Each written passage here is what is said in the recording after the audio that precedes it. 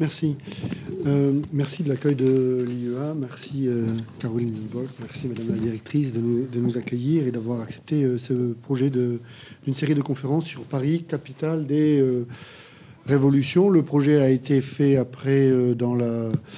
été fait au printemps dernier, donc à la suite des événements entre le 7 et le 11 janvier. Et donc, personne n'imaginait le pire. Et désormais, nous sommes déjà préparés à encore pire. Donc, lundi, en préparant ce texte-là, je me suis dit que, en réalité, ce dont on voulait parler, c'est comment, avec difficulté d'ailleurs, parfois avec violence ou avec échec, Paris était devenu un épicentre du monde de la fin du XVIIIe siècle, au moins jusqu'au milieu du XIXe siècle, pour ne pas exagérer trop l'importance de la France et imaginer que la France est toujours le centre du monde. Mais il n'en demeure pas moins que la matrice qui avait été inventée d'abord en Angleterre en 1688, pour être juste, puis après aux États-Unis en 1776, puisque vous avez rappelé, Caroline, que mon souci maintenant était de raccrocher l'histoire des révolutions françaises à d'autres révolutions atlantiques. Il n'en demeure pas moins que cet épicentre révolutionnaire va se poster à Paris à partir des années 1780 et pourrait-on dire au moins jusqu'à la Commune en 1870. Donc le titre a un petit peu changé. J'avais envie de parler de Paris, bien sûr, révolté, révolutionné, républicanisé, mais aussi Paris, ville de combat pour la liberté. Et Paris, lieu du premier attentat de l'ère contemporaine, le premier attentat terroriste, et j'essaie de le démontrer tout à l'heure en brossant un tableau assez large de la situation. Et je voulais commencer par cette image-là, ce dessin de Johann Sfar. Alors, nous sommes en 1794 et plus particulièrement le 31 août. 1794. Nous sommes à 7h30 du matin. Nous sommes sur la plaine de Grenelle, donc actuellement juste à côté du Champ de Mars. Et Paris subit peut-être la plus grande explosion qu'elle ait connue, en attendant la plus grande explosion d'une manufacture industrielle à l'intérieur de Paris. Le 31 août 1794, donc à Vaugirard, juste au sud-ouest du mur des fermiers généraux. 2000 ouvriers donc se rendent à la fabrique de poudre noire et une immense explosion retentit vers 7h15. Ce sont plus de 1000 morts. 1000 morts, donc désormais on a hélas des curseurs qui nous permettent de savoir ce qu'est un mort, 10 morts ou 100 morts, 1000 morts donc parmi les employés. Donc toute cette partie de Paris est entièrement secouée. Le 31 août 1794, on vient de sortir, ou on sort difficilement de la terreur, et vous imaginez immédiatement donc que la rumeur circule, est-ce un attentat ou n'est-ce pas un attentat? Un attentat de la contre-révolution, c'est en fait un accident industriel. Mais cet accident industriel nous intéresse. Pourquoi? D'abord parce qu'il est peu connu, il a été bien sûr connu des spécialistes, mais moins connu du grand public. Et en fait, le nombre très considérable de victimes et donc de blessés montre en réalité que Paris était devenu une ville de guerre. Et c'est ce qui m'a intéressé aussi dans cet exposé, puisqu'il faut faire des choix, de vous montrer à quel point Paris, ville de combat et de liberté, est devenue aussi une capitale de guerre à partir de 1792. Donc on a un effort patriotique qui est tout à fait immense à l'intérieur de Paris, et cette catastrophe, par son côté tout à fait exceptionnel, donc va montrer en fait, juste avant l'avènement de l'âge industriel dans Paris, ce qui est un des marqueurs donc de l'émergence des risques industriels et de leur appréhension par les sociétés, en attendant que Paris n'est pas la ville de tourisme ou la ville simplement lumière que l'on imagine. Paris est un camp retranché. Paris est une ville de guerre pendant la Révolution, donc c'est une ville fortifiée, c'est une ville qui a été voulue ainsi par les politiques, et c'est donc une ville qui va déjà subir des pollutions aussi industrielles. Parler de Paris en Révolution, c'est pas simplement de parler de grands débats politiques, c'est pas simplement parler de grandes idées, c'est aussi parler de la vie quotidienne des Parisiens. Le ciel est jaune à Paris, non pas à Pékin aujourd'hui, mais à Paris en 1793. La ville est bourrée d'industries chimiques. C'est le choix politique de faire de Paris donc un lieu où la capitale politique est aussi une capitale de guerre. Alors, dans cette capitale de guerre, bien sûr, ce qui est intéressant, c'est aussi de comprendre comment cette capitale de guerre a été avant tout une capitale politique. Et il me revient dans ce cycle de conférences, donc, de présenter ce Paris plus politique. Nous avons affaire à une ville dont les démographes nous disent qu'elle oscille entre 580 000 et 630 000 habitants. Donc, c'est une concentration de personnes tout à fait considérable. Et Timothy Tackett, le grand historien donc américain, nous demande de ne jamais oublier que, en réalité, lorsqu'on veut comparer la Révolution américaine avec la Révolution anglaise, n'oublions pas donc que Philadelphie était une petite ville à l'intérieur de laquelle les Founding Fathers, qui rédigeaient la Constitution, étaient plutôt tranquilles, pas forcément malmenés par une population, tandis que les législateurs français avaient autour d'eux donc des faubourgs populaires qui exerçaient une pression évidemment beaucoup plus forte. Donc cet élément démographique de concentration de population dans Paris est, à mon avis, tout à fait important. Alors, on peut aborder le tableau de Paris au travers de 3 dimensions, donc, c'est-à-dire Paris, capitale, ville locale, la vie locale à l'intérieur de Paris, donc, qui est tout à fait essentiel, je crois, pour comprendre ce qu'est la matérialité, l'aspect très concret de ce qu'est la Révolution. Un autre historien américain, mais les historiens américains nous ont beaucoup aidé à comprendre la Révolution, et je salue la présence ici de Keith Becker, qui nous fait l'honneur de sa présence. Les grands historiens américains, donc, à commencer par Steve Kaplan, nous rappellent que être en révolution, ça ne veut pas dire forcément se réveiller tous les jours et dire « Ah, je suis en révolution, je mets mon bonnet phrygien », mais ça veut dire aussi aller au travail, avoir une famille, avoir des soucis quotidiens, et comment, justement, cette vie quotidienne s'accroche ou s'articule à la vie politique, mais également à la vie exceptionnelle lorsque, par exemple, les exécutions publiques, à la suite donc des procès politiques, viennent en fait ponctuer la vie des Parisiens. Le deuxième niveau d'étude de Paris, c'est bien sûr Paris, capitale de la France. On a là donc un lieu de centralisation. Je vous rappelle le discours de Billaud-Varenne le 18 novembre 1793 pour définir ce qu'est le gouvernement révolutionnaire, le concept qu'il vient d'inventer, donc l'oxymore qu'il vient d'inventer, donc, et qui parle de centralité législative. Paris sera le centre de la loi.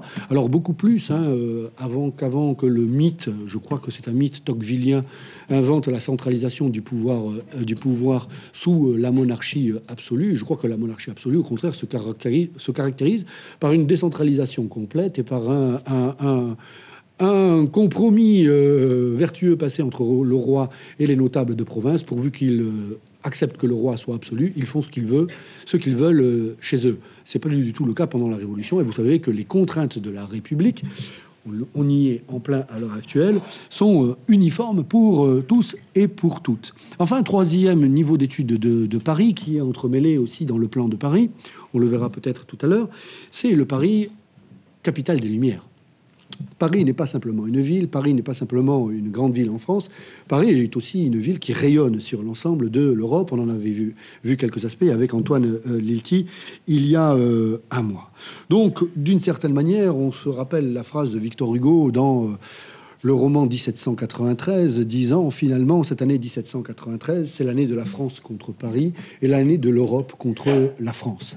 Donc, d'une certaine façon, Paris concentre donc le résumé et la quintessence de ce qu'est la révolution devenue république, donc une révolution républicaine, et par conséquent, Paris devient la cible aussi d'attaques qui ne sont pas que des attaques de papier, qui ne sont pas que des attaques de caricature. Je pense aux Anglais qui se régalent de caricaturer les Parisiens, Cruikshank, Rawlinson, Gilray, mais qui devient aussi une attaque avec des tentatives d'attentats jusqu'à la dernière, celle de la nuit de Noël 1800, sur laquelle je reviendrai tout particulièrement parce qu'elle me semble être largement révélatrice. Alors, dans un premier temps, donc, force est de constater donc Paris est en fait une ville turbulente.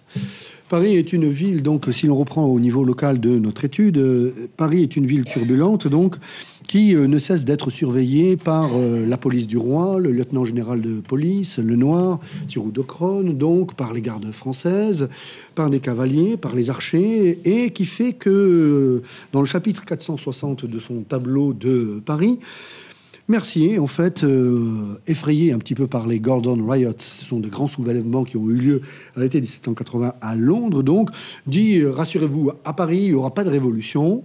Mercier publie ça entre 1782 et 1784. Il dit donc il peut y avoir quelques émotions populaires, mais en réalité, pas de problème. À Paris, tout est bien organisé et la ville est tout à fait sécurisée. Je cite le bon bourgeois parisien qui est Mercier. Si le Parisien, qui a des moments d'effervescence, se mutinait, on le fermerait bientôt dans la cage immense qu'il habite. On lui refuserait du grain, vous avez bien entendu, et quand il n'y aurait plus rien à manger dans la mangeoire, il serait bientôt réduit à demander pardon et miséricorde. Alors évidemment, cette phrase m'intéresse en fonction de la très aimable présentation qu'a fait Caroline, parce que il y a dans la seconde moitié du XVIIIe siècle, et ça va servir pendant la Révolution pour expliquer les formes de radicalité, voire de violence des citoyens entre eux, une forme de grille zoomorphe qui va s'emparer des notables, des honnêtes gens pour comprendre qui ils sont.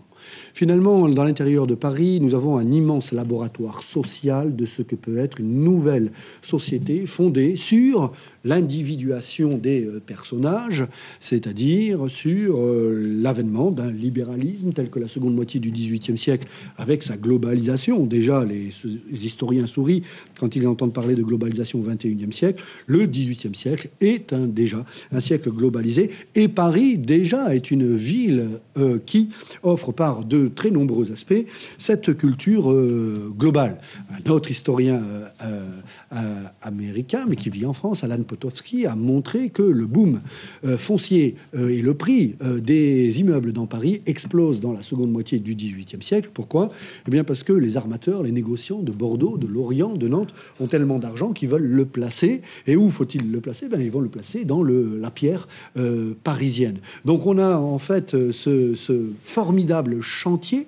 Paris est une ville en construction, en déconstruction, en reconstruction, comme Alan Potofsky l'a montré. Donc, et Paris donc est une ville qui change. Paris subit la mode exotique tout près d'ici, donc sur le quai de la Tournelle, en face de la place de la Grève, on a un marché exotique avec des animaux exotiques qui sont vendus.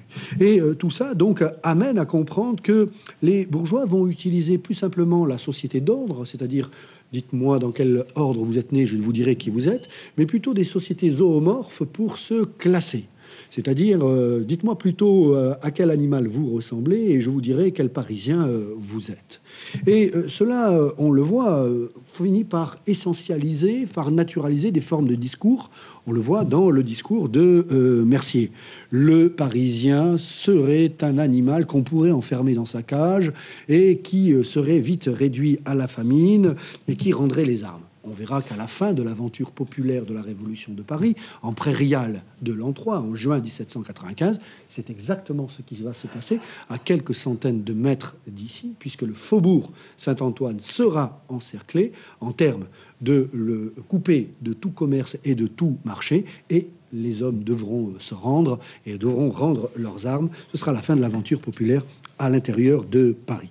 Cette aventure populaire à l'intérieur de Paris, elle a commencé, on le sait, par une manifestation assez étrange. Vous savez que Paris est la capitale du monde qui a le plus de manifestations autorisées par la préfecture de police, donc 2 ou 3 manifestations par jour. Donc c'est un vrai métier que celui de préfet de police de Paris, donc de manifestations qui sont évidemment pacifiques, puisque vous n'en entendez presque jamais parler.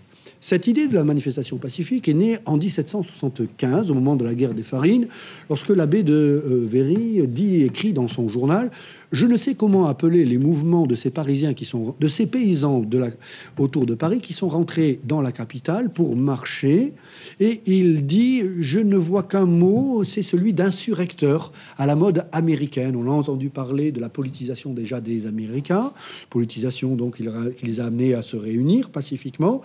Et cette forme de foule qui marche dans Paris sans tout casser, sans tout brûler, alors qu'on a l'impression que parce qu'elle est foule, elle doit casser, elle doit être vandale, justement commence à étonner. Et on peut se poser la question de cette première politisation de Paris, donc avec cette guerre de Farine. Jean-Nicolas, dans un livre absolument remarquable, La Rébellion française, a montré comment la jeunesse de Paris, la pression démographique jouant sur Paris, les conflits de travail commencent à se multiplier dans les années 1780, donc, et il y a une effervescence absolument importante qui montre aussi cette montée des tensions, à l'intérieur de Paris. Alors, la première, évidemment, crise très grave, et on le sait, c'est l'affaire Réveillon, et je crois qu'elle est importante donc pour situer les enjeux ou une matrice de violence à l'intérieur de Paris, car la révolution ne se fait pas sans violence. On pourra discuter quel niveau de violence, si vous le voulez, dans le débat. Mais il est important de savoir que, avant même ce qu'on appelle le début de la révolution, mais quand commence la révolution pour Paris, je ne crois pas que ce soit le 14 juillet, on a en fait une scène de rue qui est connue et que l'on va voir à d'autres moments, qui est le sac de la manufacture, donc de Réveillon, le 27 avril 1789. Donc je ne raconte pas les circonstances, vous les connaissez. Elles sont intéressantes parce qu'elles disent aussi comment Paris est une caisse de résonance, ce que nos amis américains appellent un grand talking show à l'intérieur de Paris. Une rumeur circule très vite, donc, et en fait, Réveillon, qui est un manufacturier donc de tapisserie, aurait demandé que désormais les ouvriers ne soient payés que 15 sous. Il les paie généralement 25 sous, ce qui est 5 sous de plus que l'ensemble des manufacturiers. En réalité, Réveillon, donc, comme bien souvent les rumeurs, on a mal rapporté ces propos. Réveillon a suggéré qu'on descende le salaire des ouvriers à 15 sous par jour, à la condition d'en terminer avec ce qui existe depuis 1785 et qui empoisonne la vie des Parisiens, qui est la construction du mur des fermiers généraux, donc cette fameuse cage dont parlait en fait Mercier. Ce mur des fermiers généraux a été construit ni plus ni moins parce que l'État français a besoin d'impôts, et pour faire entrer ces impôts, donc la dette publique est déjà colossale, donc on imagine de taxer les denrées à l'intérieur de Paris, chose qui n'avait jamais été faite depuis la Fronde, du fait même que Paris, ville rébelliogène, justement, devait être ménagée. Or, justement, l'augmentation du prix des denrées, je rappelle assez souvent quand même que il n'y a pas de hasard. Le 14 juillet 1789 est le jour du siècle où le pain est le plus cher à l'intérieur de Paris. Et donc, il peut y avoir parfois des rapports entre crise économique et crise politique, sans faire du marxisme à 2 euros. Mais il n'en demeure pas moins qu'on a là une crise qui est réelle. Alors, indépendamment de ces événements, ce qui est important, en fait, c'est de comprendre la circulation à l'intérieur de Paris. Paris est une ville à l'intérieur de laquelle on circule, donc rapidement, d'un faubourg à l'autre, d'un pont à l'autre. Je dis cela parce que dans les mesures de police qui vont être prises à partir du début du mois de mai, on saura donc que les hommes et les femmes qui ont mis à sac donc la manufacture de Réveillon donc, ne sont pas des ouvriers. Donc ça veut dire qu'on a désormais une sensibilité autour de Paris qui montre que Paris n'est pas une ville où des quartiers sont fermés les uns sur les autres, c'est au contraire une ville ouverte sur elle-même par ses grandes avenues. Alors bien sûr, vous allez me dire que vous avez lu le très beau livre de Maurizio Gribaldi sur le Paris ouvrier qui montre les îlots d'ouvriers donc et les petites rues. Mais indépendamment donc de ces îlots-là, Paris est une ville ouverte où l'on circule facilement. Ce qui expliquera d'ailleurs les journées révolutionnaires, ce qui expliquera également donc les déplacements et la manifestation politique en tant que telle, voire les renversements, les grandes journées de chaque été à l'intérieur de Paris. Autre élément à retenir de cette journée, bon, indépendamment de la mise à sac de la manufacture, Réveillon ne s'en remettra jamais, c'est bien sûr la violence de la répression. À l'heure actuelle, donc, aucun historien n'est capable de dire combien vraiment de Parisiens sont morts. On sait que le libraire Hardy a exagéré en parlant de 900 morts. On a d'autres sources qui parlent de 300 morts. Les sources officielles parlent de 20 morts. À l'heure actuelle, donc, grâce aux travaux anciens, mais jamais remis en cause, de Georges Rudet, donc, on oscille plutôt autour de 100 morts. Mais 100 morts exécutés de façon vraiment violente. Les gardes françaises, qui doivent assurer l'ordre public à l'intérieur de Paris, on le sait grâce à la belle thèse d'André Chagnon, donc, prennent au hasard les hommes donc le 27 avril et sur simple trace de poudre de grise sur les mains, ils les collent au mur et ils les fusillent. Donc on a là en fait une sorte de violence immédiate qui est en fait actée entre les représentants d'un pouvoir officiel et une population de Paris, qui me semble être une donnée importante pour comprendre ce qu'est le Paris politique, le Paris en révolution. C'est un jeu de tension qu'est Paris entre 1789 et 1799, et un jeu de tension au fond autour de deux concepts qu'on pourrait appeler le légal et le légitime. Puisque Paris est en fait une ville qui doit être tenue par l'ordre public et donc qui doit démontrer la capacité du pouvoir et des policiers du pouvoir à vivre, à offrir un minimum de sécurité publique. Tous ces mots-là sont drôles à dire, drôles, je veux dire, sont étranges à prononcer ce soir. Et en même temps, on a en fait à l'intérieur de Paris la notion de légitime. C'est-à-dire qu'il y a aussi des forces populaires, il y a aussi des mouvements de population représentés par des groupes de bourgeois, représentés par des artisans, représentés par des gens plus anonymes, le fameux quart-État, le quatrième État du Fourni de Villiers, qui descendent dans la rue, qui demandent aussi à être entendus et qui savent où se trouvent les lieux de pouvoir et qui viennent discuter en groupe, donc en masse, parfois avec ces groupes de pouvoir. Et je crois que cette tension de Paris comme espace où se joue la tension entre le légal et le légitime explicite de façon très très très importante en fait cette tension permanente entre l'ordre public et le désordre public qu'est le théâtre politique de Paris. Voire même peut induire complètement une mythographie révolutionnaire complètement réécrite. J'ai eu la chance, vous savez, on n'est pas bon professeur, on a de bons doctorants, ce qui est différent. Donc j'ai la chance d'avoir de bons doctorants, et notamment le doctorant qui a établi cette carte, Momcilo Markovic, qui a fait sa thèse sur les barrières de Paris et la police, donc la garde montée de Paris, qui va être créée immédiatement après les événements de l'été 1789. La thèse de cet étudiant, donc, qui est tout à fait remarquable et très pertinente, c'est de dire qu'une large mythographie nous a fait croire que le jour de la Révolution, c'était le 14 juillet 1789 et la prise de la Bastille.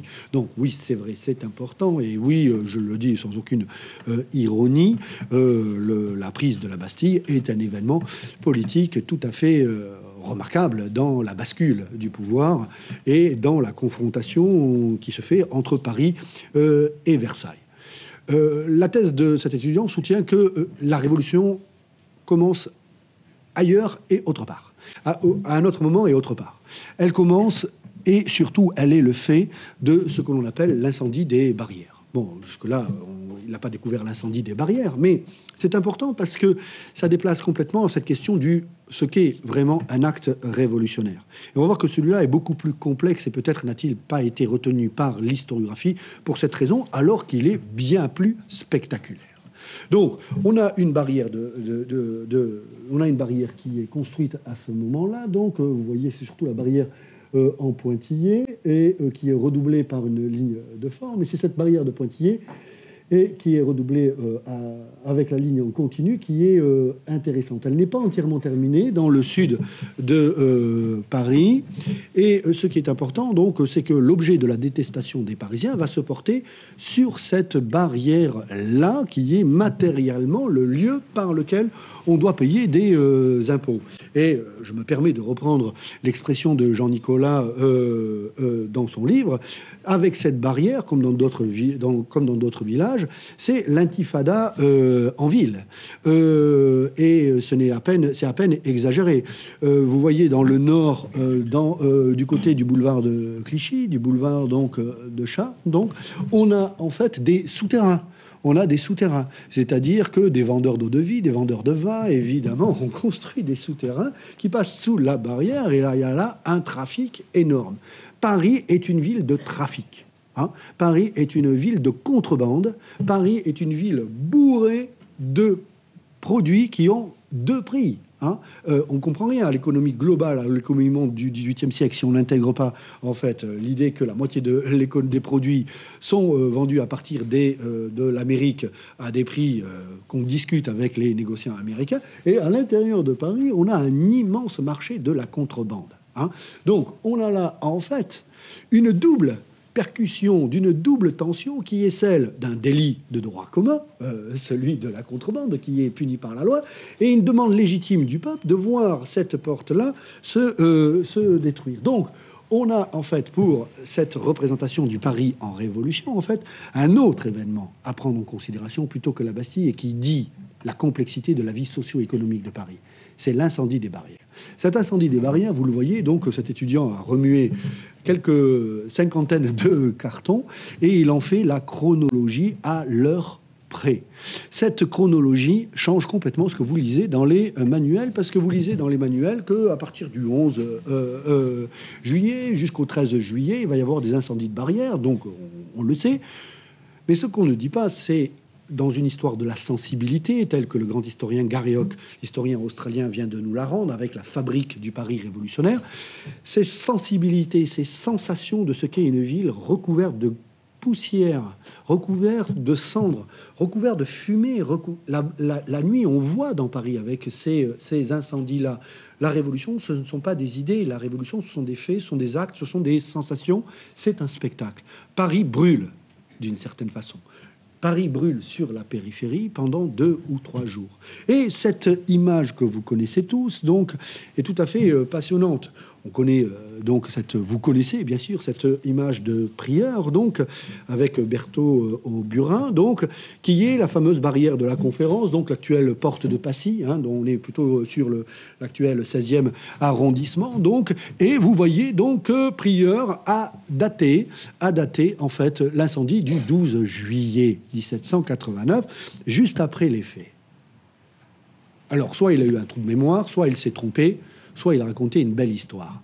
Parce que, en réalité, tout cet ouest parisien brûle le 14 juillet. Mais pour l'histoire, il ne devait y avoir qu'un événement le 14 juillet. Ça devait être la prise de la Bastille. Or, pendant qu'on prend la Bastille, on a en fait, dans ce 13 juillet, et on a dans ce 14 juillet, vous le voyez là, on a ce 14 juillet, on a des feux aussi qui prennent ce 13 et ce 14 juillet. Donc, l'incendie des barrières n'est pas terminé à l'intérieur de Paris. Et pourquoi ça me sert dans cet exposé ? Eh bien, tout simplement parce que dans une nouvelle narrativité, il faudrait songer à une nouvelle histoire du Paris en révolution, dans une nouvelle narrativité du Paris en révolution, bien sûr, on pourrait réécrire non pas ce que nos amis américains appellent une if story, c'est-à-dire qu'est-ce qui se serait passé si, c'est pas ça, mais une autre histoire du réel qui a été niée parce qu'elle dérangeait. Qu'est-ce qui dérange là ? C'est que l'événement révolutionnaire mêle des petits bandits, des petits voyous, et en même temps une demande de la population. Mais où se situe le vrai et le quotidien de la population pour Paris ? Est-ce qu'il se situe dans le symbole de la Bastille, où l'on sait très bien qu'il y a trois prisonniers, puisque le marquis de Sade a été exfiltré au début de la semaine, il faisait trop de grabuge à sa fenêtre, ou est-ce que le vrai, réel et le quotidien des Parisiens, c'est les légumes, le vin, la viande qui passent par ces barrières ? Je vous laisse répondre, et vous comprenez que je penche plutôt pour la deuxième solution. Alors, bien évidemment, à partir de là, dans cette contre-histoire ou dans cette autre histoire que l'on peut proposer, bien sûr, l'autre événement ou l'autre population cachée de Paris pourrait être l'autre événement donc de cette révolution, c'est bien sûr, sans céder nullement à une quelconque mode ou à une quelconque envie de plaire à la moitié de la salle, c'est bien sûr la place des Parisiennes. C'est bien sûr la place des Parisiennes dans la Révolution. Non pas pour l'aborder d'un point de vue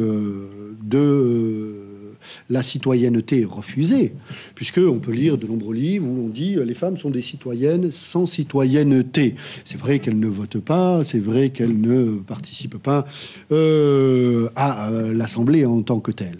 Mais si je poursuis, dans le peu de temps qui m'est alloué, mais en même temps, je ne veux pas vous épuiser, mais si je poursuis cette idée d'ouvrir avec vous quelques pistes d'une histoire contrefactuelle mais réelle de la Révolution française, alors il faut bien voir que Paris est un laboratoire de citoyenneté. C'est-à-dire que à l'intérieur de la dynamique révolutionnaire, vous imaginez bien que je n'aurai pas le temps d'évoquer 89 à 99, on n'est pas simplement citoyen au sens de être citoyen. À Paris, on fait le citoyen. Vous savez, il y a une très belle expression de Claude Nicollet, cet historien que j'admire par-dessus tout, parce qu'il était un historien spécialiste de la Rome antique et spécialiste de l'histoire du 19e siècle. Il y a peu d'historiens quand même qui sont capables d'être spécialistes de deux champs différents. Et Claude Nicollet, réfléchissant bien sûr sur la citoyenneté à Rome et la citoyenneté républicaine en France au 19e siècle, avait évoqué cette très belle expression de métier du citoyen, faire le métier de citoyen. Eh bien, je crois que ce qui est important dans Paris, c'est cette idée donc d'un spectacle ouvert. C'est-à-dire que la politique va s'offrir immédiatement comme une politique relevant d'un spectacle visuel, d'une culture visuelle où le fait de voir, le fait d'être montré, le fait de reconnaître est tout à fait important.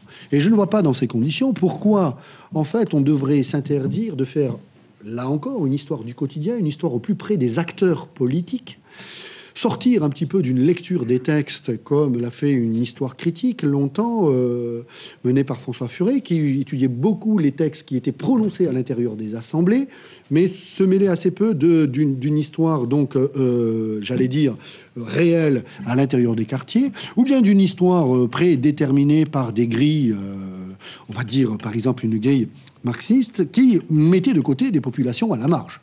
Et parmi les populations à la marge, n'oublions pas qu'il y a 25% de pauvres à l'intérieur de Paris qui nécessitent des soins quotidiens, 25% d'indigents qui nécessitent des soins quotidiens. Donc, et on a raisonnablement donc pratiquement la moitié des Parisiennes qui sont des femmes plutôt jeunes, donc situées très fortement sur la période de 15-45 ans, voire 15-35 ans. Ce n'est pas parce qu'on dit à ces femmes que vous n'êtes pas des citoyennes qu'elles ne font pas les citoyennes. Et c'est ça qui est important. C'est que Paris est en fait un lieu d'imitation, d'apprentissage, d'acculturation.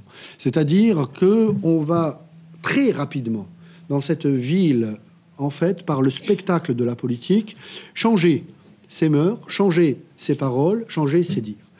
Toutes les gravures que nous avons de ce cortège, que vous connaissez très bien, le 5 octobre 1789, les femmes se rendant à Versailles pour ramener le boulanger, la boulangère et le petit mitron, donc, montrent en fait des femmes avec des attributs typiquement citoyens. Est-ce que ce sont des attributs virils? Je n'en sais rien, mais en attendant, ce sont des attributs citoyens. C'est-à-dire que l'on a intégré, et c'est là aussi que l'on voit l'influence de la Révolution américaine, je crois, qui a toujours été sous-estimée pour des raisons que vous imaginez, d'américanophobie classique en France, mais on a compris de suite, dès le début de la Révolution, que n'est citoyen que celui qui porte une arme. Un citoyen est armé. Pourquoi? Parce qu'il peut défendre lui-même son bien contre tout arbitraire du pouvoir absolu, et il peut, dans un deuxième temps, défendre sa patrie. Rassurez-vous, je n'ai aucune sympathie pour le deuxième amendement de la Constitution américaine, ni pour l'association des porteurs d'armes aux États-Unis. Mais nous sommes en 1789, ça n'a rien à voir avec aujourd'hui aux États-Unis. Donc, on a en fait des citoyennes qui comprennent. Vous le voyez, donc, elles ne vont couper la tête de personne, elles ne vont piquer personne, elles ne vont embrocher personne, mais elles ont immédiatement, donc, ces armes, pour signifier qu'elles font partie de cette citoyenneté prête à se défendre. Il y a eu une défenseuse parmi les 99 Parisiens recensés, les 1000 Parisiens recensés et les 99 qui sont morts. Il y aura une femme donc qui sera recensée parmi les assaillants de la Bastille. D'autres images montrent des femmes tirant un canon Gribeauval. Bon, je vous assure qu'elles ne savent pas s'en servir. Il faut 15 hommes aguerris pour se servir d'un canon Gribeauval. Mais le fait qu'elles le tirent le montre.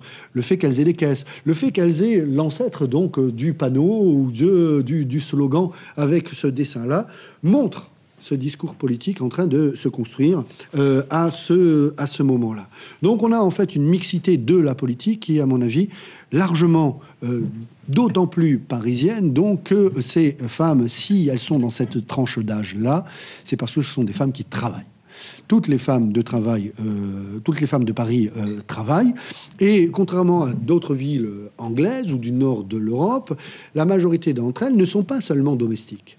La majorité d'entre elles sont des ouvrières, sont des dentelières, sont des lessiveuses. Donc on a aussi une intégration de ces femmes, voire des ouvrières, donc, qui est un fait marquant de cette vie politique. Être citoyen à cette époque ne se résume pas à aller voter ou à ne pas aller voter, surtout, mais être citoyen, c'est prendre la parole, aller dans les clubs, aller écouter les discours, lire les affiches dans les rues.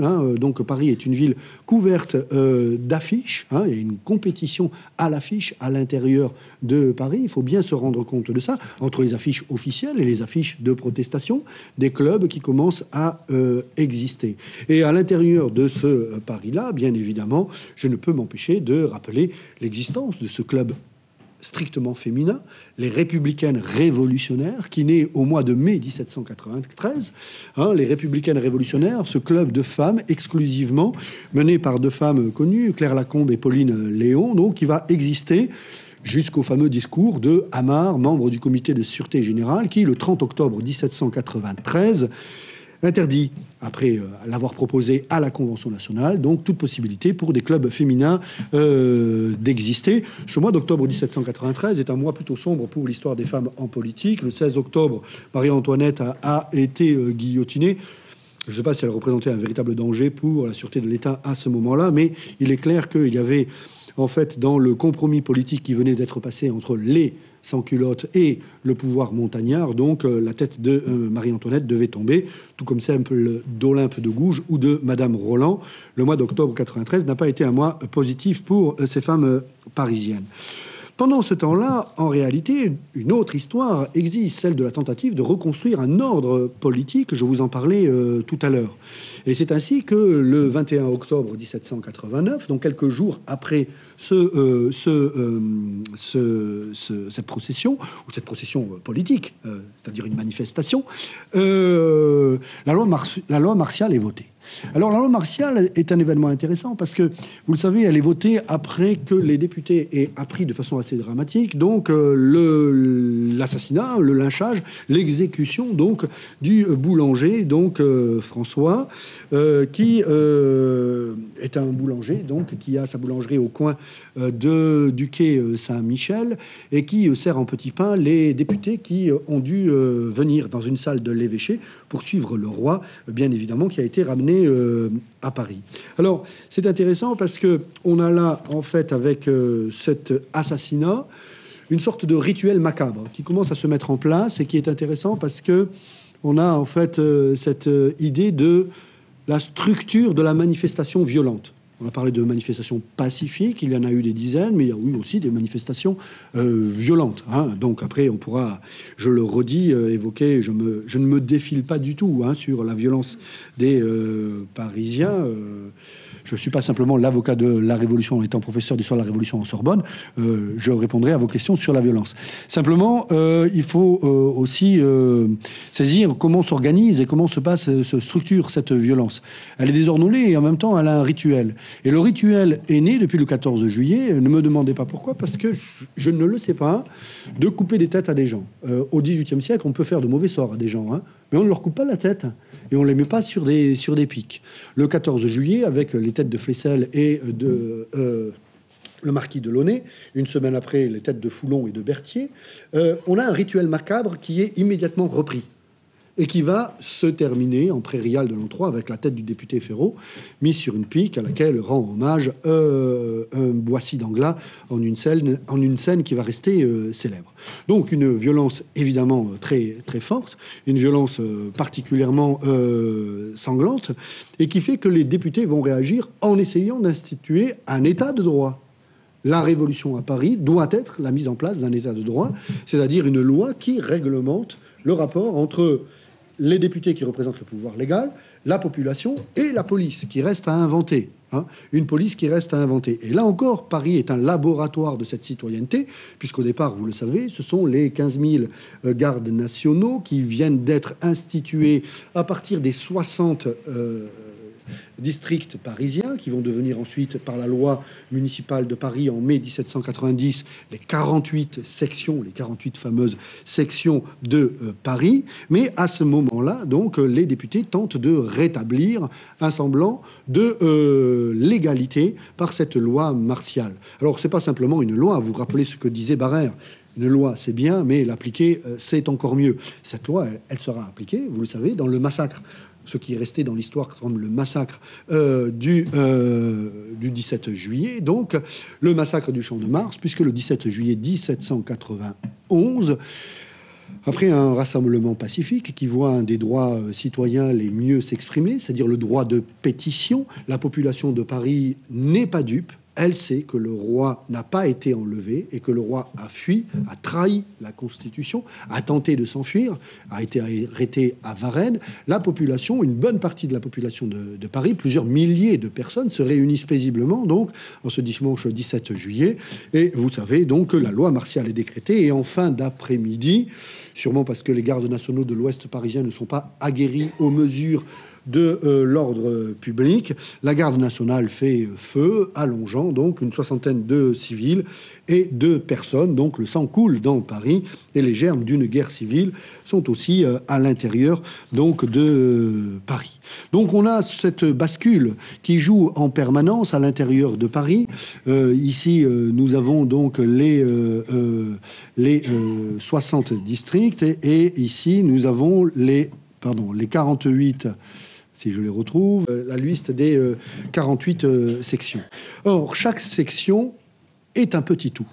C'est-à-dire que nous savons donc désormais, grâce aux travaux qui sont menés sur la politisation des Parisiens, que chaque section va s'organiser en fait en micro-république. C'est ça qui est tout à fait intéressant.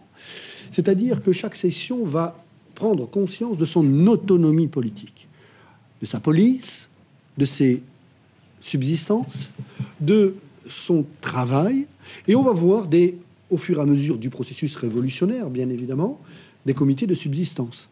On va voir des comités de bienfaisance.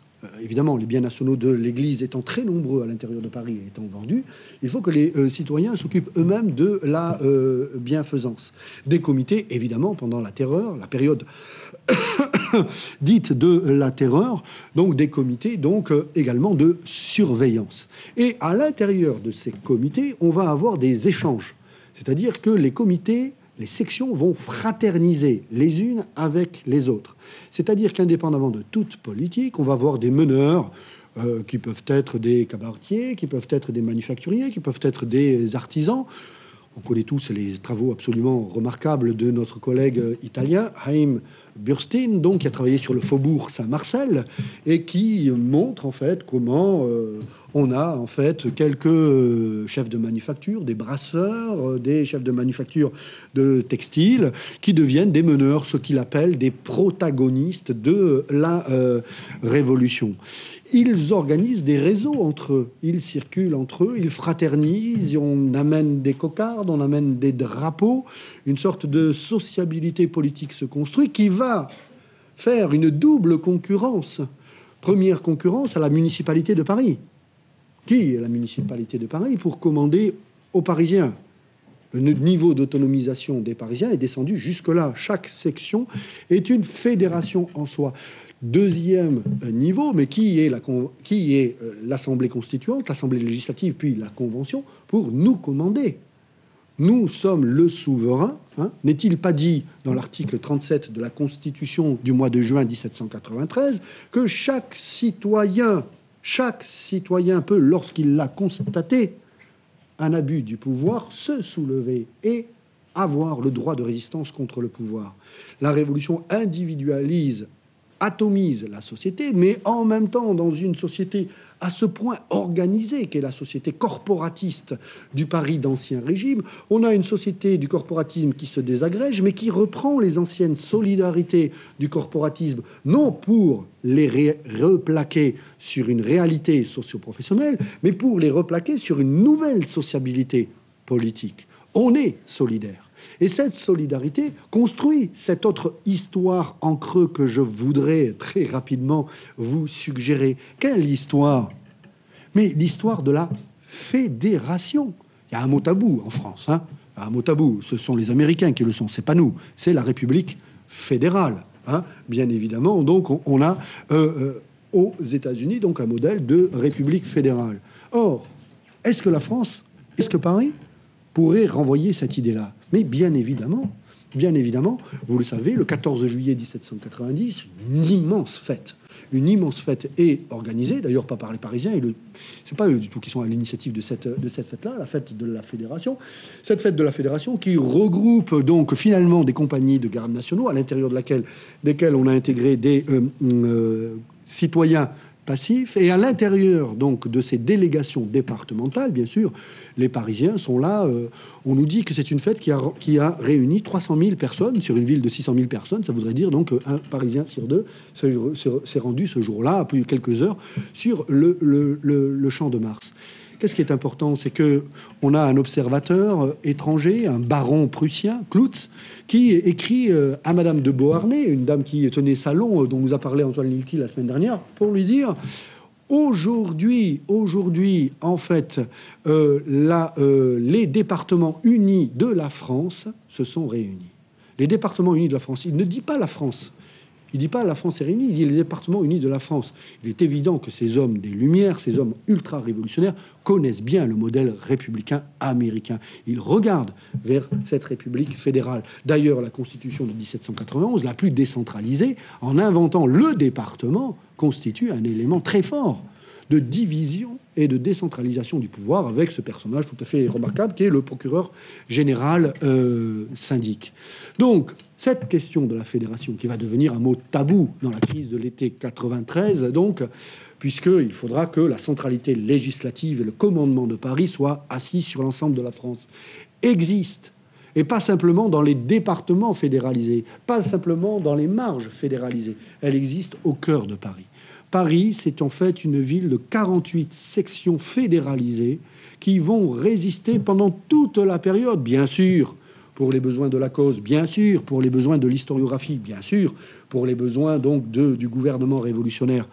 Les hommes des sections parisiennes sauront s'unir. Il n'en demeure pas moins qu'on peut réécrire différemment l'histoire de Paris comme l'histoire d'une vaste fédération des 48 sections qui ont leur culture, qui ont leur emblème, qui ont leur nom révolutionnaire tout à fait marqué. Donc on a là une pratique, plus que la politisation, une démocratisation de cette vie qui est réelle. Alors, une démocratisation jusqu'à quel niveau? Ah, ça, c'est une question intéressante. Je ne saurais pas y répondre. Donc, je préfère vous le dire tout de suite. Une démocratisation jusqu'à quel niveau? Social, bien sûr, par rapport aux pauvres, qui resteront le problème de Paris pendant la Révolution. Mais la Révolution voulait régler le problème des pauvres. Elle a pratiquement empiré le problème des pauvres. Il faut bien le dire. Mais il n'en demeure pas moins qu'il y a une démocratisation, donc une mixité, une sorte de sociabilité.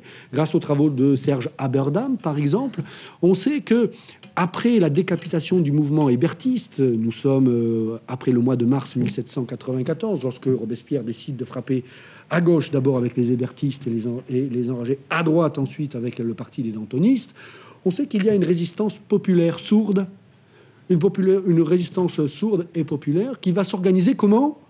Par des banquets. Serge Aberdam a repéré, donc, dans le très beau colloque qu'a publié Philippe Bourdin, dont j'ai eu la chance de faire la conclusion, Serge Aberdam a écrit un très bel article sur les banquets populaires de Paris au mois de juin. On dresse des tables, chacun amène ce qu'il peut amener, et on fraternise. Ce qui est une façon de dire au pouvoir du comité de salut public, au moment de la grande terreur, qu'on n'a pas peur. même pas peur de se réunir donc dans la rue et de résister au pouvoir légal de la terreur. Alors, ce qui va effacer donc cette tension très forte entre les districts devenus les sections la commune, les sections et bien sûr l'Assemblée, c'est d'une certaine manière donc le temps de la guerre. Parce que je crois, je ne vous apprends rien, j'aurai pas le temps de parler de cet épisode-là, du sac de l'hôtel de Castres, mais je crois que ce qui est important, en fait, peut-être va-t-on s'en rendre compte un peu plus vite qu'on ne le croit, la guerre change tous les référents, psychologiques, mentaux, culturels d'un espace. Donc, je pars de l'hypothèse, vous pouvez ne pas être d'accord avec moi, que, en fait, la réalité de la guerre à partir d'avril 1792, la déclaration de la patrie en danger à partir de juillet 1792, et la mise en place d'une industrie de guerre à l'intérieur de Paris à partir de l'année 93 transforme radicalement et subsume tous les autres problèmes. Paris devient une capitale de guerre. Ça veut dire que le fait militaire et la martialisation de la société sont un élément qui sont encore à étudier à l'intérieur de Paris. Nous avons donné quelques travaux au sein de l'IHRF. J'ai même dirigé une thèse qui n'a pas été complètement aboutie, mais que j'avais suggéré ce titre, que je pense être encore une piste de recherche à approfondir. Paris, capitale de guerre. Je pars de l'hypothèse de la remarquable, la très grande historienne qui est à l'heure actuelle directrice de la Maison française d'Oxford, Anne Simonin, et qui dit, au fond, la terreur, c'est une fiction juridique. Qu'est-ce que ça veut dire, une fiction juridique, dans les travaux d'Anne Simonin? Anne Simonin repère que dans le droit militaire, dans le droit prévôtal, dans la juridiction militaire, il existe ce qu'on appelle l'état de siège. Et dans l'état de siège, que connaît très très bien M. Rousseau, ici présent, dans l'état de siège, donc, le gouverneur militaire prend le pas sur le gouverneur civil. Ça veut dire qu'une ville se ferme, et désormais, c'est la police, c'est les militaires qui font la police, c'est le gouverneur militaire qui commande. Le pari politique des conventionnels, et il faut le dire, des hommes du comité de salut public, va être le coup de génie de transformer le droit militaire pour reprendre l'instrument du droit militaire, mais en faire un droit civil. C'est-à-dire, si l'on suit le remarquable raisonnement de Anne Simonin, Paris, la fiction juridique de la ville en état de siège est utilisée pour défendre Paris. On va dire, Paris est en état de siège. Mais cette fois-ci, ce n'est pas les militaires qui vont avoir le pouvoir. C'est les civils qui vont avoir le pouvoir. Et là, il faut rendre hommage, vous allez me trouver très américanophile, mais je le suis, donc je n'ai pas à le cacher, scientifiquement parlant, il faut rendre hommage à l'immense travail que je continue de citer comme étant, pour moi, un des 2 ou 3 plus importants livres sur la terreur, le livre qu'écrit Robert Palmer en 1940, un grand historien américain, traumatisé par la défaite de la France en 1940, et qui réécrit l'histoire donc du comité de salut public en fonction des événements de 1940, et qui dit à l'américaine, quand on veut, on peut. Et quand est-ce qu'on a voulu en France? Pendant 1793. Ah, évidemment, ça n'a pas été sans dégâts, évidemment, hein, mais il fallait voir ce qu'on avait en face. D'accord? Donc, 60 départements, 17 armées, le pays le plus fort du monde en face, l'Angleterre, des factions partout, 12 who ruled, les 12 qui ont commandé, donc le grand comité de salut public, avec à l'intérieur duquel se trouve pas simplement Robespierre, Saint-Just, voilà, Couthon, Billaud-Varenne ou Barrère, mais des grands spécialistes que vous connaissez moins, je pense que vous les connaissez, mais qui sont les grands spécialistes silencieux du comité de salut public et qui vont organiser la victoire. Carnot, Lindé, prieur de la Marne, prieur de la Côte d'Or, Jambon, Saint-André. On a là des techniciens de la guerre et qui vont organiser Paris comme une ville de guerre. Donc il faut, 1, construire des fortifications autour de Paris, armer les hommes. Le Luxembourg, le jardin du Luxembourg se présente comme la plus grosse usine de guerre de toute la France. C'est le plus grand arsenal du monde à ce moment-là. Arsenal d'armes terrestres. Hein. Je ne parle pas des arsenaux maritimes anglais. 500 fusils par jour sortent du jardin du Luxembourg à partir de 1793. Du côté de la place d'Italie et de la Glacière, on a tous les espaces de la salpêtrière qui vont servir, évidemment, comme son nom l'indique, pour construire la poudre. On a un renfermement des industries de chimie, de potasse, de chlorure, à l'intérieur de plomb, à l'intérieur de Paris. On fond les cloches sur place pour construire des lingots qui vont construire des bouches à canon. Donc, on a toutes les industries de Paris, toutes les volontés de Paris, tous les esprits de Paris tournés autour d'un seul objectif impossible à réaliser. Parce que nous voyons ça complètement lissé, complètement écrasé par 220 ans d'autosatisfaction française. On avait la plus belle révolution du monde et on est le pays des droits de l'homme. C'est pas comme ça que ça se passe en 1793. Tout le monde est mort de trouille ici et on pense qu'on va perdre. Mais on veut lutter jusqu'au bout. Et donc, on va se donner ces moyens-là dans une ville entièrement martialisée.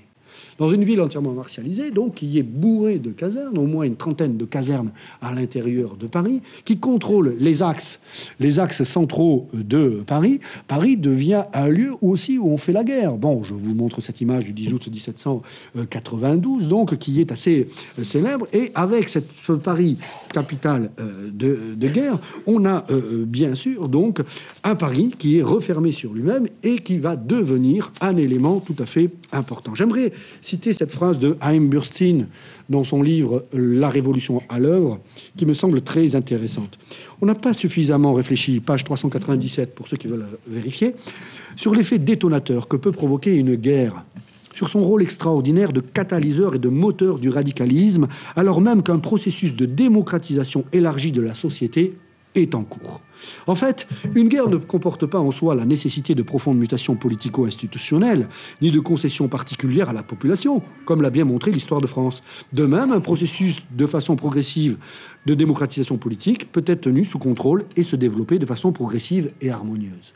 Mais les deux mélangés, la démocratie dans la guerre et la guerre par la démocratie, va inventer, ce soldat citoyen, va inventer cette figure, d'abord de la femme citoyenne, vous le voyez, vertueuse, qui lit des nouvelles du front, qui lit le Moniteur. On n'a pas affaire aux tricoteuses, aux femmes dépoitraillées que la contre-révolution va dessiner en caricature. Et les dons qui sont faits ici sont des dons patriotiques. Les femmes veulent participer à l'effort de guerre, évidemment, par ces dons patriotiques. Et puis, à côté de cela, bon, ça c'était pour vous montrer les possibilités de se déplacer rapidement à l'intérieur de Paris. Je voulais vous montrer cette figure-là.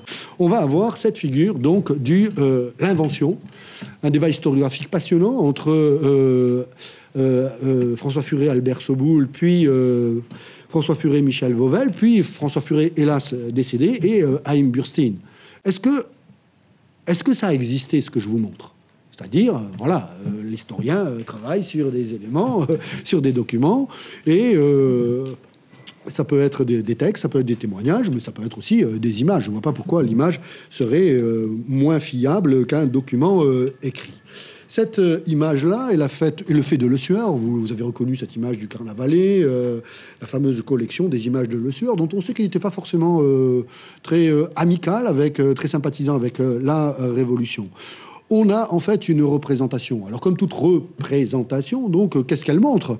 Est-ce qu'elle montre une image un peu enjolivée? Est-ce qu'elle montre la réalité? Ou bien est-ce qu'elle montre dans la réalité une image enjolivée? Ou est-ce qu'il faut regarder dans l'image enjolivée des traits de réalité? Regardons cette image pour ce qu'elle est. Une représentation.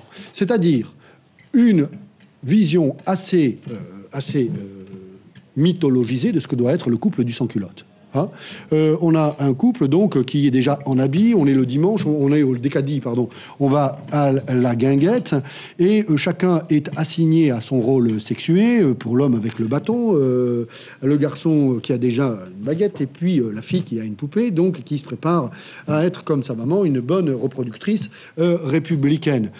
Par-delà le discours iconographique, ce qui est en fait intéressant, c'est que ces images ont circulé. Et comme je vous le disais tout à l'heure, et comme le disait Carnot, on ne naît pas républicain, on devient républicain. On ne naît pas citoyen, on devient citoyen. On ne naît pas sans culotte, on devient sans culotte. Donc on va avoir une matrice de discours qui va construire idéalement un sans culotte, dont François Furet aura raison de dire « mais il est où votre sans-culotte ?» mais qui en réalité va avoir des effets réels, puisque cette matrice de discours culturel va provoquer aussi dans la population des formes de mimétisme, des formes d'habits. La bataille des cocardes en septembre 1793, tous les citoyens sont obligés de porter une cocarde, voire en fait des formes de pédagogie à ciel ouvert. Le programme des fêtes révolutionnaires, magnifiquement étudié par Mona Ozouf, qui montre en fait que ces fêtes n'étaient pas que des lieux festifs, mais des lieux à l'intérieur de Paris où on apprenait à être citoyen ensemble, on chantait, on dansait, tout ça, ça fait partie aussi de ce qu'est la vie parisienne.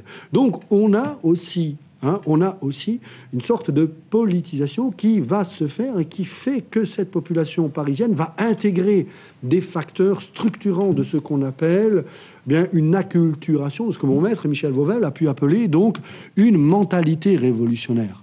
C'est long pour construire une mentalité, c'est pour ça qu'il a été critiqué. On dit qu'il faut 100 ans, 200 ans pour un phénomène de véritable acculturation. Ici, on a une percussion, une rapidité dans le Paris enfermé sur lui-même.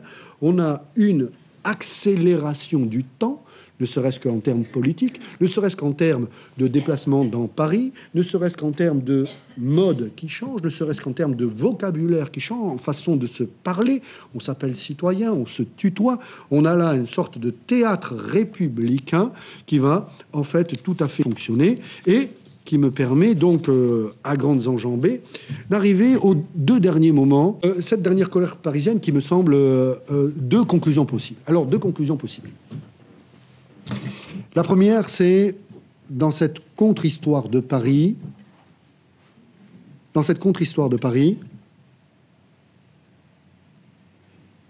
la dernière colère de la population parisienne. Nous sommes au début du mois de juin 1795 et le peuple de Paris commet cette dernière émeute. Et dans cette dernière émeute, sur laquelle je suis en train de travailler, on en a dit beaucoup, mais je crois qu'on peut encore en dire, dire certaines choses nouvelles. Donc, sur cette dernière émeute, bien évidemment, va être construite comme le repoussoir du peuple parisien.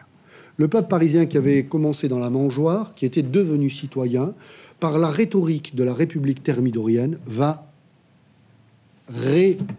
être de nouveau assigné à sa qualité de peuple animal. Je suis en train de travailler donc sur une histoire politique des animaux et je vois bien que ce ne sont pas que des métaphores, des fables ou des caricatures. Il y a une vraie recherche de l'assignation bestiale au peuple de Paris.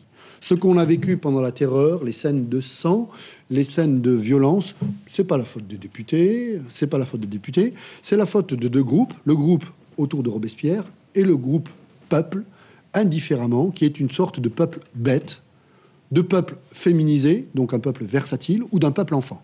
Ce sont les trois adjectifs qui reviennent à l'endroit pour parler du peuple parisien. C'est une femme, c'est un enfant ou c'est un animal. Ces trois formes de stigmates qui vont peser sur le peuple naissent et sont évidemment là. Vous voyez cette femme dépoitroyée, je ne pense pas qu'on soit obligatoirement dépoitroyé quand on manifeste qu'on est une femme parisienne, qui tient la lance sur laquelle se trouve la tête de Féraud. Aucun témoignage, et on en a beaucoup de cette journée-là, ne manifeste quoi que ce soit de ce type-là. Or, ce qui est intéressant, c'est la date de ce tableau. En 1830, en juillet 1830, Guizot devient ministre de l'Intérieur. La première initiative qu'a Guizot, ministre de l'Intérieur, comme ça, une initiative comme ça qui lui vient dans l'esprit, durant l'été, il lance un concours de peinture pour décorer le Palais Bourbon, qui doit être de chaque côté des emblèmes, donc de la statue de Louis-Philippe. Il doit y avoir la résistance des députés à l'arbitraire, Mirabeau renvoyant le marquis de Dreux-Brézé, et de l'autre côté, le désordre populaire devant lequel n'a pas plié le président de l'Assemblée, Boissy d'Anglas.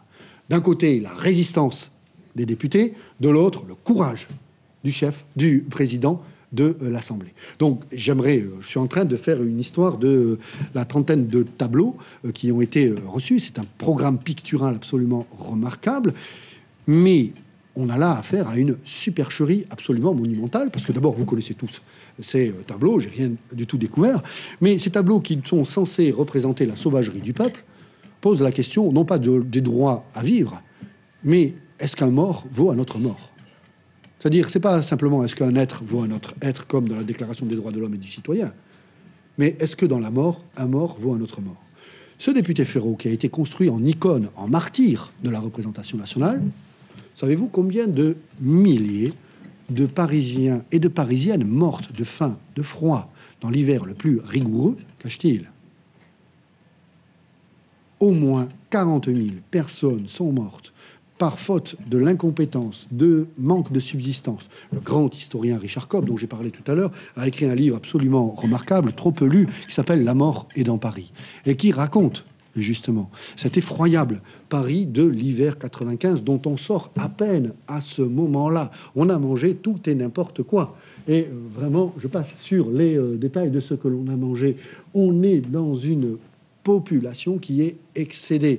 Et ces 40 000 Parisiens, ces 40 000 Parisiennes, ces femmes qui se jettent dans la Seine à peine à la dégeler avec leurs enfants au bras pour se noyer avec leurs enfants, qui en parle? Qui le sait?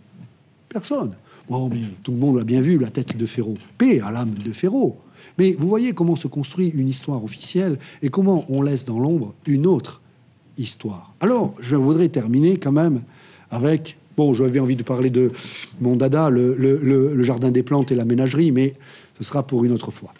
Je voulais terminer donc sur cet événement.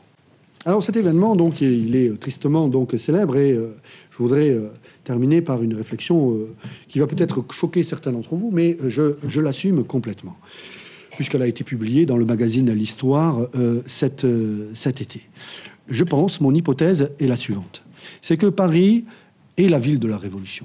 Paris est la ville de la révolution républicaine et Paris est la révolution des Lumières.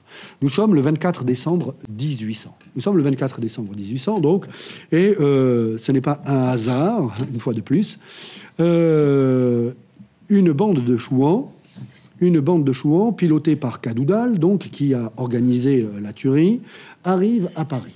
Ce sont des petits nobliaux ou des paysans, donc, qui ne connaissent pas Paris. Paris, pour eux, c'est la Babylone moderne, c'est Sodome et Gomorrhe liés. Donc, c'est la ville de tous les vices, c'est la ville de l'horreur de la République de la démocratie, la ville sans Dieu, donc la ville des prostituées du Palais Royal, la ville des festivités de l'Opéra. Et ils vont en fait mettre au point un attentat qui est un attentat donc aveugle. C'est à ma connaissance, je ne parle pas de l'attentat des Pouvres dans l'histoire d'Angleterre, le premier attentat aveugle de l'histoire. C'est-à-dire qu'il y a eu beaucoup de crimes politiques. On veut descendre Henri IV, on veut descendre Louis XV, on veut descendre Robespierre, on veut exécuter Louis XVI. On cible quelqu'un. Mais ici, c'est un attentat à l'aveugle. Bonaparte est furieux, il fait venir un scientifique, Monge, en personne, pour qu'il étudie l'explosif. Et Monge écrit ceci, donc, sur ce qu'on appelle la machine infernale. Peut-être que certains vont sentir un effroi. Il écrit ceci. Son auteur a voulu construire une machine pour blesser et tuer indistinctement une grande quantité de personnes réunies, comme par exemple dans un cas d'abordage. On a affaire à une pratique, en fait, qui invente, je crois, le terrorisme contemporain. C'est-à-dire que des gens qui sont restés à la marge du modèle de la modernisation politique, qui auraient pu y rentrer, mais qui n'y sont pas rentrés, construisent un mode de détestation contre cette modernité politique. Et ne connaissant pas les us et coutumes de cette modernité, peu leur importe qui meurent. Peu leur importe qui meurt. Peu leur importe les dégâts de leur bombe. Alors, on a là, en fait, une frappe à l'aveugle, au moins 40 morts à cette époque-là. J'ai lu les rapports de la préfecture de police. C'est aussi beaucoup de mutilés. Alors, je crois que c'est intéressant parce que, en fin de compte, hélas, nous retournons à une actualité terriblement triste. C'est que Paris Greste, en fait, ce phénomène assez unique, mais comme d'autres villes, hein, c'est pas simplement Paris. New York l'a montré, Londres aussi l'a payé en d'autres circonstances. Paris n'est pas du tout seul, mais des villes qui représentent à des moments donnés des symboles. Et ces symboles, dans cette histoire des révolutions atlantiques à laquelle je suis attaché, ce sont des symboles de notre liberté, au fond. Des libertés qui ont encore fondé notre vivre ensemble, puisque à ce moment-là, personne ne peut savoir que Bonaparte va devenir Napoléon. Hein. Donc, ce que l'on veut, c'est, en fait, bien sûr, tuer Bonaparte, évidemment, mais on veut aussi abattre la République, puisque Bonaparte a décidé de ne pas devenir le général Monk de la Révolution française, et qu'il veut, au contraire, consolider la République. Donc, à ce moment-là, on a, en fait, des hommes qui sont des fanatiques religieux, il faut le dire comme cela, hein, il y a des musulmans tranquilles, il y a des catholiques tranquilles, mais il y a des catholiques qui sont des fanatiques. À cette époque-là, il y a des catholiques qui sont des fanatiques religieux et qui vont venir dans Paris frapper de façon indistincte. Et qui montrent, d'une certaine façon, donc ce sera le dernier mot, bien sûr, comment Paris a, malgré ces tensions et malgré une histoire officielle qui a tenté toujours de reprendre le dessus sur le désordre, immédiatement après, Fouché reçoit une bronca dans les oreilles terrible, Paris reste en fait pour ses adversaires en fait une figure de liberté et une figure de la République, et c'est en ce sens que donc je crois que cet exposé, je l'espère, vous a montré cette histoire contrefactuelle d'un Paris plus au ras du sol, mais aussi d'un Paris qui est celui qui est détesté par tous ceux qui aiment la mort. Voilà, je vous remercie.